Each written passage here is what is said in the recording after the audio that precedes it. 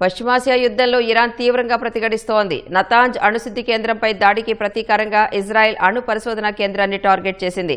Iraq సహా Gulf దేశాల్లోని America సైనిక శిబిరాలపై విరుచుకుపడింది. ఇరాన్పై యుద్ధం చేస్తున్న అమెరికా ఇజ్రాయెల్తో కలవాలని ప్రపంచ దేశాలను ప్రధాని నెతన్యాహు కోరారు. ఇక ట్రంప్ హెచ్చరికతో ఇరాన్ కీలక ప్రకటన చేసింది. శత్రు దేశాలకు తప్ప అందరికీ హార్మూజ్ జలసంధి తెరిచే ఉంటుందని పేర్కొంది. అమెరికా తమ విద్యుత్ వ్యవస్థలను టార్గెట్ చేస్తే పశ్చిమాసియాలోని ఇంధన, తాగునీటి వనరులు సహా మౌలిక సదుపాయాలపై దాడులు చేయనున్నట్లు ఇరాన్ హెచ్చరించింది.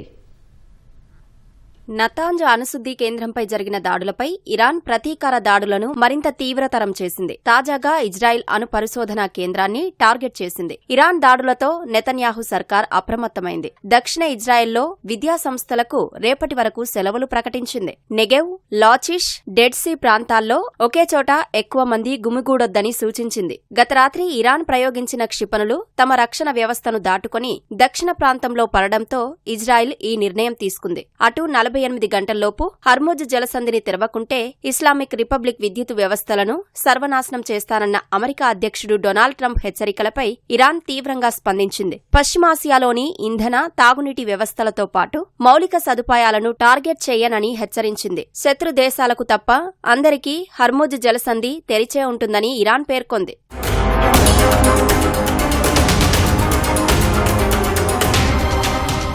గల్ఫ్ దేశాల్లోని అమెరికా సైనిక స్థావరాలపైన ఇరాన్ భీకర దాడులు చేస్తోంది. ఇజ్రాయిల్ కీలక ఓడరేవు నగరం ఐలాట్ను లక్ష్యంగా చేసుకుంది. బీర్షెబా, కిరియాత్ ఘాట్ ప్రాంతాల్లో ఉన్న సైనిక స్థావరాలపై క్షిపణులను ప్రయోగిస్తోంది. కువైట్లోని అలీ అల్ సలేం బేస్పై దాడి చేసింది. యుఏఈలోని అల్ మిన్హాద్, అల్ దఫ్రా బేస్లను ఐఆర్జీసీ లక్ష్యంగా చేసుకుంది. 24 గంటల్లో సౌదీపైకి సుమారు 60 డ్రోన్లను ప్రయోగించింది. అయితే రియాద్ రక్షణ వ్యవస్థలు వాటిని అడ్డుకున్నాయి. రాకెట్ దాడిలో యుఏఈ తీరంలోని నౌకలో మంటలు చెలరేగాయి. అందులోని సిబ్బంది అందరూ సురక్షితమని అధికార వర్గాలు ప్రకటించాయి. ఇరాన్లోని తమ పౌరులందరినీ సురక్షితంగా స్వదేశానికి తరలించినట్లు ఒమన్ పేర్కొంది. హెజ్బొల్లా జరిపిన రాకెట్ దాడిలో ఉత్తర ఇజ్రాయెల్లో ఓ వాహనం కాలిపోయింది. ఈ ఘటనలో ఒకరు మృతి చెందారు. ఇరాన్ వైమానిక దాడులకు ముందు ఇజ్రాయెల్లోని పలు నగరాల్లో సైరన్ల మోత మోగింది. భారీ దాడుల నేపథ్యంలో అరాద్, డిమోనాలోని 1000 మంది సహా దాదాపు 3000 మందిని ఇజ్రాయెల్ ఖాళీ చేయించింది. ఇజ్రాయెల్పై జరిపిన దాడుల్లో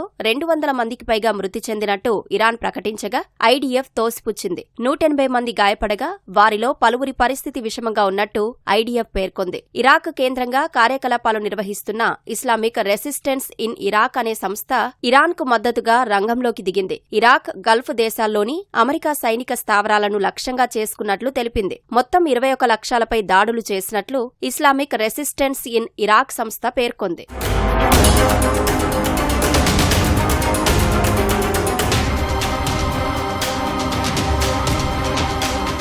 తమ నగరాలపై ఇరాన్ దాడులు ఉధృతం కావడంతో ఇజ్రాయెల్ కూడా టెహరాన్పై విరుచుకుపడింది. కీలక కార్యాలయాలు, మౌలిక సదుపాయాలు, సైనిక స్థావరాలపై ఇజ్రాయెల్, అమెరికా బాంబులతో విరుచుకుపడుతున్నాయి. తూర్పు టెహరాన్లో ఉన్న ఇరాన్ బాలిస్టిక్ మిసైల్ అసెంబ్లింగ్ యూనిట్ను ధ్వంసం చేసినట్లు అమెరికా ప్రకటించింది. లెబనాన్లో భూతల దాడులు నిర్వహిస్తున్న ఐడీఎఫ్ 10 మంది హెజ్బొల్లా సభ్యులను మట్టుబెట్టినట్లు ప్రకటించింది. ఇరాన్పై యుద్ధం చేస్తున్న అమెరికా ఇజ్రాయెల్తో కలవాలని ప్రపంచ దేశాలను ప్రధాని నెతన్యాహు కోరారు.